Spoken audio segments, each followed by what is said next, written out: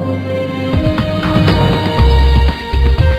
evening, I'm Elizabeth Vargas. And I'm John Stossel. And this is 2020.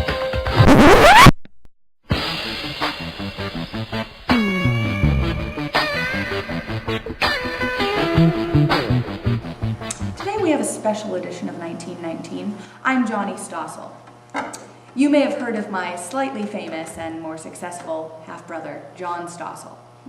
But I'm here with my new and significantly higher quality news program, 1919. Watch your back, John. I'm coming after you. On today's show, I'm going to take you to a place and situation that has become all too common in today's public education system. Each year, new teachers are hired who are eager to reach America's youth. Unfortunately, they are met with obstacles other than the ones that they were expecting.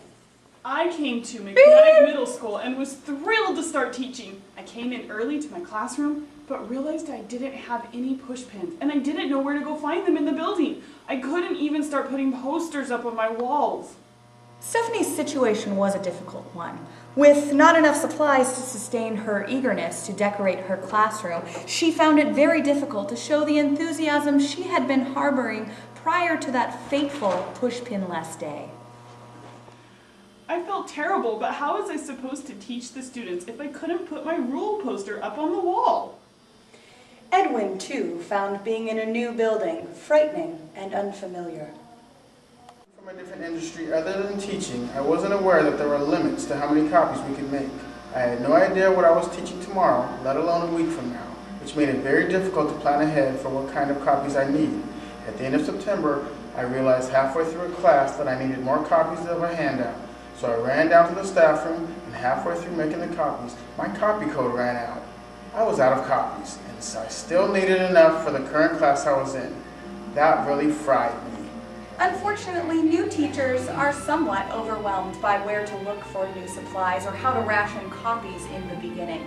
This, however, is not the only obstacle that they face.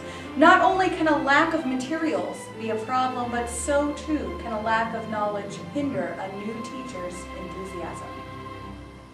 I went to my first meeting as a new teacher in the building, and about 5 minutes in, I realized that what I was hearing was not Latin.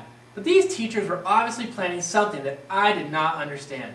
I tried to concentrate, but acronym after acronym kept flying across the room.